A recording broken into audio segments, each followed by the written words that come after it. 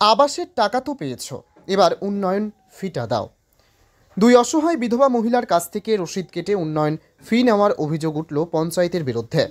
অসহায় দুই বিধবা মহিলা, দুজনের বাড়ি মেমারি থানার অন্তর্গত দুর্গাপুর গ্রাম পঞ্চায়েতের আলিপুর গ্রামে। একজনের নাম সরস্বতী তুরি, স্বামী সন্তানহীন এই অসহায় মহিলা লোকের বাড়িতে কাজ করে মাটির ভাঙা বাড়িতে কোনো রকমে দিন যাপন করেন। অপর বিধবা মহিলার নাম সবিতা দাস, বিবাহযোগ্য কন্যা ও এক পুত্র নিয়ে কোনো রকমে দিন কাটে তার। নুনান্তে পান্তা ফুরনো জোড়া তালি দিয়ে সংসারে মাথা গোজার ঠাঁই বলতে একটা ভাঙা কুঠির। দুজনেই মুখ্যমন্ত্রীর দেওয়া বাংলার বাড়ি প্রকল্পে বাড়ির প্রথম কিস্তির ৬০,০০০ টাকা পেয়েছেন। এরপর পঞ্চায়েত থেকে তাদের কাছে একেবারে রসিদ কেটে দুজনের কাছ থেকেই ১,০০০ টাকা করে নেওয়ার অভিযোগ উঠেছে। এই অভিযোগ শুধু দুর্গাপুর পঞ্চায়েতের ক্ষেত্রে নয়, মেমারি ১ নম্বর ব্লকের অনেক পঞ্চায়েতে ডেভেলপমেন্ট ফি বাবদ কোথাও ৫০০ টাকা, কোথাও ১,০০০ টাকা করে নেওয়া হচ্ছে। যদিও বাংলার বাড়ি প্রকল্পে পঞ্চায়েতকে নাক গলাতে নিষেধ করেছিলেন মুখ্যমন্ত্রী, তারপরেও তার কথাকে বুড়ো আঙুল দেখিয়ে নেওয়া হয়েছে টাকা। এ ব্যাপারে দুর্গাপুর পঞ্চায়েতের উপপ্রধান নিতাই ঘোষকে জিজ্ঞাসা করা হলে তিনি প্রথমে অস্বীকার করেন। তিনি জানান, কোনো ঘর প্রাপকদের কাছ থেকে কোনো রকম টাকা নেওয়া হয়নি। এরপর সাংবাদিকরা চেপে ধরলে তিনি প্রথমে জানান বাড়ি পারমিশনের জন্য টাকা নেওয়া হয়েছে। আবার তিনি জানান বাস্তু জমির শ্রেণী পরিবর্তন করার জন্য টাকা নেওয়া হয়েছে। এরপর সাংবাদিকরা যখন প্রশ্ন করেন বাস্তু জমি রেকর্ড করার ক্ষেত্রে বিষয়টা বিএলআরও দেখেন, সেক্ষেত্রে পঞ্চায়েত কি টাকা নিতে পারে? উত্তরে প্রধান নিতাইবাবু জানান টাকা নেওয়া যায়।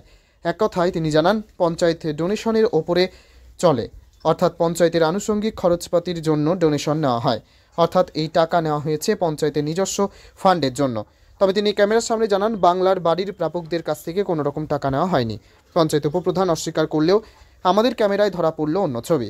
এই দুই অসহায় মহিলা, যাদের একবেলা জুটলে অন্য বেলায় কি খাবে চিন্তা করতে হয়, তাদের কাছ থেকে পঞ্চায়েতের পক্ষ থেকে যে কারণেই হোক এই ১,০০০ টাকা করে নেওয়া হয়েছে। এ সূত্রে খবর, ইতিমধ্যেই মেমারি ১ নম্বর ব্লকের বিভিন্ন পঞ্চায়েতে যারা রসিদ কেটে ঘর প্রাপকদের কাছ থেকে টাকা নিয়েছে, সমস্ত বিষয়টি প্রশাসন খতিয়ে দেখছেন। আপনার নাম? আমার নাম সরস্বতী তুরি। বাড়ি? বাড়ি আলিপুর আদিবাসী পাড়া। আলিপুর আদিবাসী পাড়া। কোন অঞ্চল জানেন? দুর্গাপুর পঞ্চায়েত। কি হয়েছে আপনার প্রবলেমটা কি?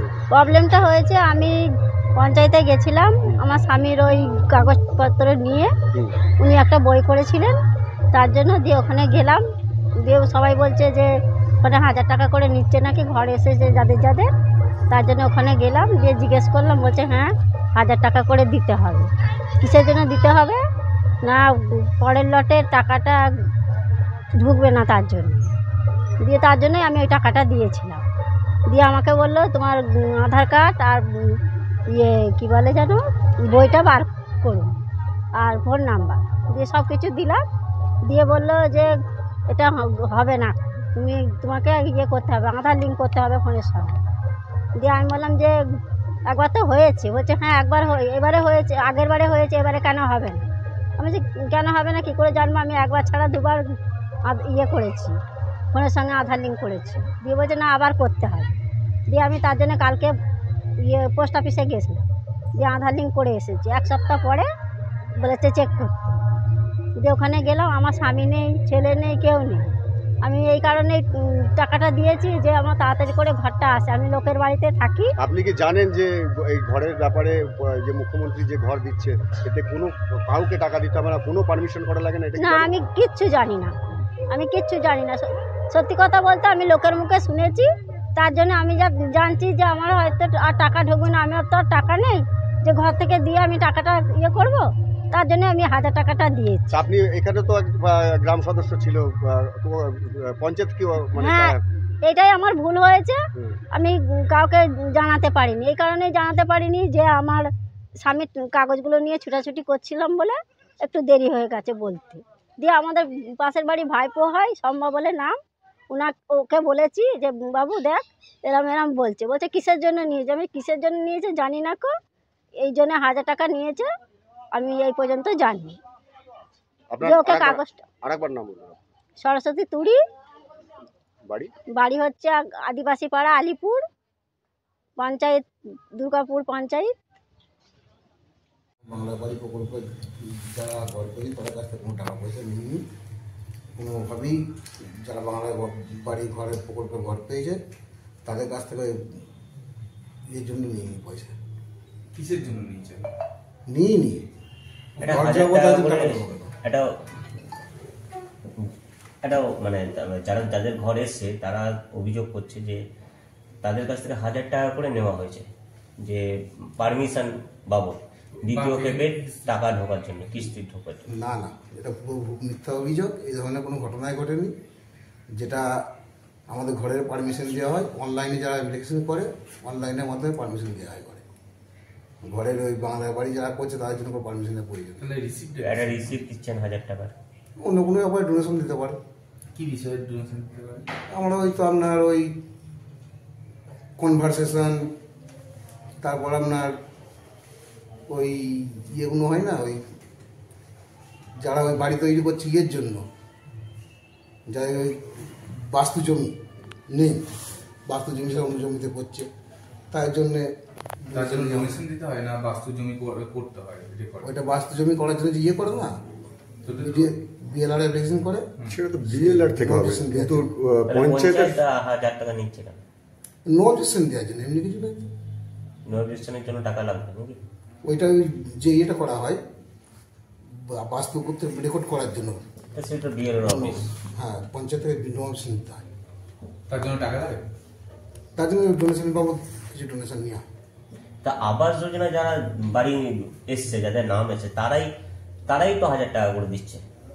না, সেরকম কিছু জানা নেই। এবং আপনাদের পঞ্চায়েত থেকে মাইকিংও করা হয়েছে যাদের বাড়ি না, মিথ্যে এসছে। কথা।